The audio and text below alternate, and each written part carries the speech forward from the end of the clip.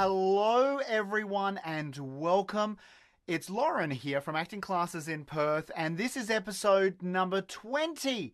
I am so excited. I cannot tell you how excited I am. We've had 20 episodes, 20 days we've been doing this. I've had so much amazing feedback through email and also through my Facebook Messenger. Thank you so much to everyone with your thoughts, feedback, and love that you've sent through.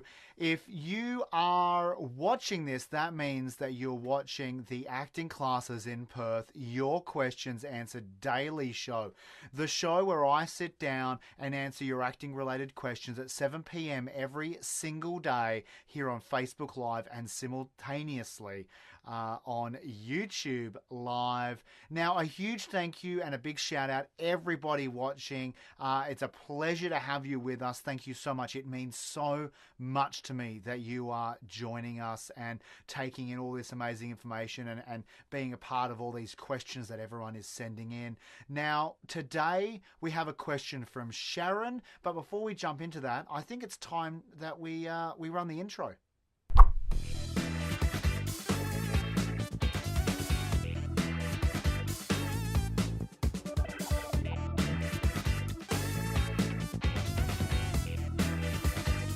All right, so today's question comes in from Sharon, but before we get to that, if you are watching us, give us a big thumbs up. We would love to know that you are there with us. Leave a comment or a question. Say g'day. I'll try to get back to you as many people as I can. Now, today's question comes in from Sharon. So, Sharon, what's your question for today?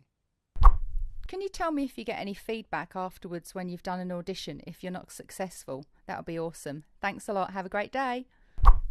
Sharon, thank you so much for that question. Now, the very short answer to that is no, you're not going to get feedback, and you shouldn't really ask for any feedback as well. It's a professional environment, and you wouldn't ask for feedback traditionally in most job interviews, so it pretty much applies here as well. Look, at the very forefront, it's not a space in which you're going in to learn. It's a space in which you're going in to try to secure a role, right? Now, that being said, of course, you're going to learn from it. And the second step is learn as much as you can from that experience, soak up the audition space. But from a professional standpoint, they're not going to be the ones, the casting directors or the directors, they're not going to be the ones who are giving you that feedback. What you need to do is do your own debrief, right? So when you go out from and away and go home, after every audition, what I want you to do is I want you to get out a notepad, get out a diary, and start debriefing. Think about the things you did really well. Okay, what did I do really well and what did I nail? Was it the way I went in and greeted? Was it I was really prepared with all my dialogue? Was I really prepared by going in with 3 versions of a character?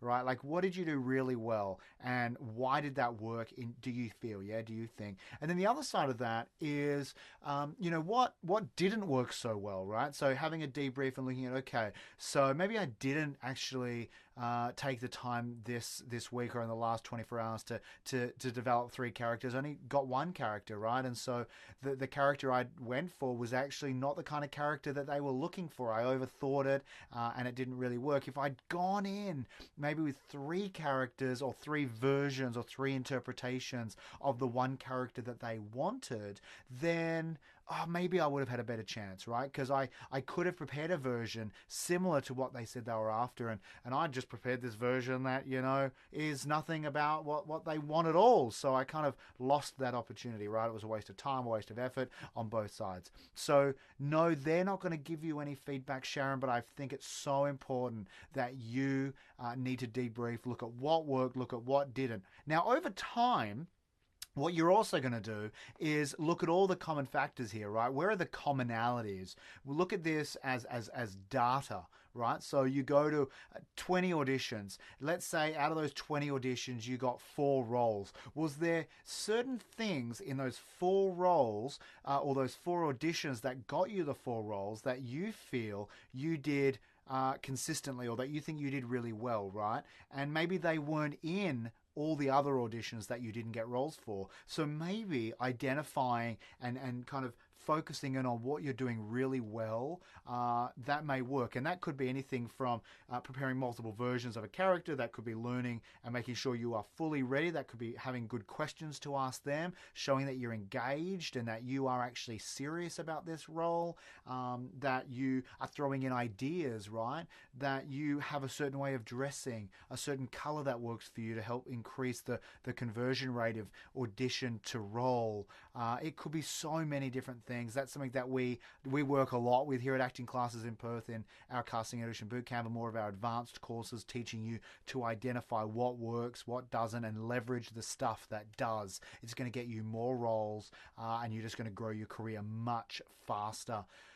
Also, as a side thought there, Sharon, you also have to remember that not every audition that you go for, you're going to get. Like, that's just the reality, right? And you have to remember that in the process of choosing an actor for a callback or for getting the role, at the end of the day, it didn't have anything to do with you, right? Like, it's hard because you are performing and you feel sometimes as an actor, and not just you, Sharon, I'm a general audience here, and all the students we've had, the feedback I get, is you take it personally. Yeah, but it's got nothing to do with you. It's just that another actor, they fit the bill, right? They just somehow got the job over you. So don't beat yourself up. I want you to not focus on, I need this role. What if I get this role? Then I'm going to be in the film, and then I'm going to be in, and you can take it out of control so much.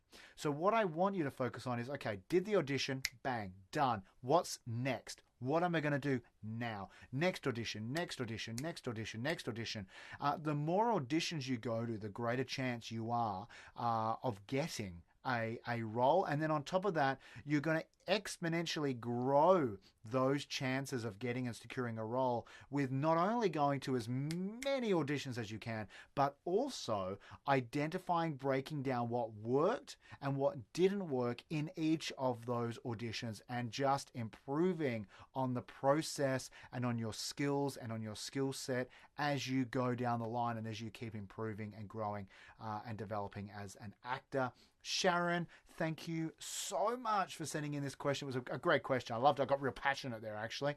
So, Sharon, thank you so much. If you liked this question also, please share it by clicking the share button and support your local actor. If you're watching us on Facebook, be sure to like and follow our page. Also, make sure if you're watching us here on YouTube that you click the subscribe button, and then also click the notifications bell so you stay updated with everything we are doing in the future. If you're listening to us on iTunes, click the subscribe button and we will keep you updated.